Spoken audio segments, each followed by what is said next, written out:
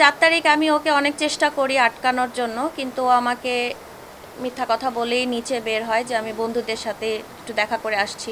আমি ওকে বলি যে বাবা বাসায় চলে আসো, কারফিউ শুরু হয়ে যাবে। তো বলতেছে হ্যাঁ আম্মু, তুমি টেনশন করো না, আমি সেভ আছি, আমি চলে আসতেছি। তো আমরা দ্রুত সোহরাওয়ার্দী যাই। যাওয়ার পরে ওখানে আমরা মর্গে ওর লাশটা পাই। আমার ছেলে গত 4 আগস্ট মিরপুর 10-এ গুলিবিদ্ধ হয়। আমরা তার লাশ পাই হচ্ছে সোহরাওয়ার্দী হসপিটালে, যেটা স্যার বলল। তো মর্গে থেকে আমরা তার লাশ নিয়ে আসি।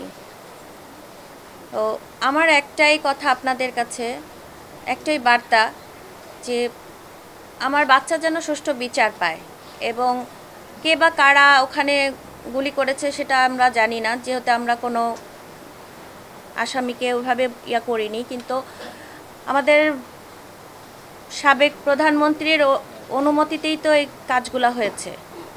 তো আমি চাই যে এটার একটা সুষ্ঠু বিচার হোক। আমি আহনাফের মা হিসাবে এতটুকুই চাচ্ছি।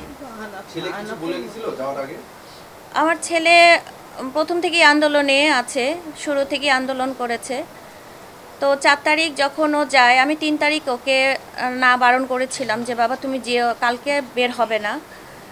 তো ও আমাকে একটাই কথা বলতো যে আম্মু আমি যাব, আমি আন্দোলনে যাব। 6000 mAh battery, one and only Power Master Next G N73। তো 4 তারিখ আমি ওকে অনেক চেষ্টা করি আটকানোর জন্য, কিন্তু ও আমাকে মিথ্যা কথা বলেই নিচে বের হয় যে আমি বন্ধুদের সাথে একটু দেখা করে আসছি। এরপরে হচ্ছে আমি যখন ওকে ফোন দেই, ও ততক্ষণে 10 নম্বর চলে যায়। তো ওর সাথে আমার লাস্ট কথা হয় 4:48-এ।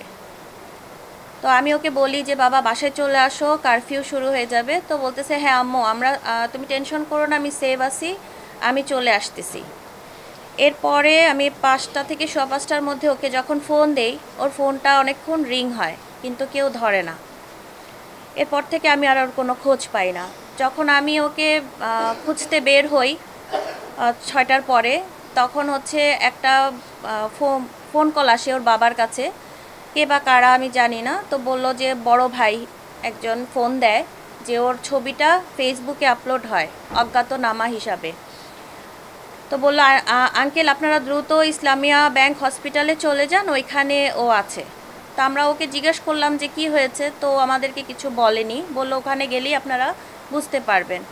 তো আমরা যতক্ষণে ওখানে যাই ততক্ষণে ওর লাশটা সোহরাওয়ার্দী মর্গে নিয়ে চলে যায়।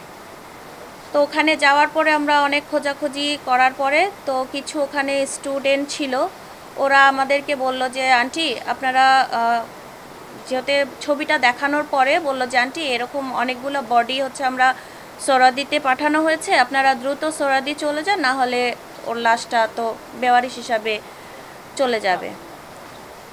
তো আমরা দ্রুত সোহরাওয়ার্দী যাই। যাওয়ার পরে ওখানে আমরা মর্গে ওর লাশটা পাই।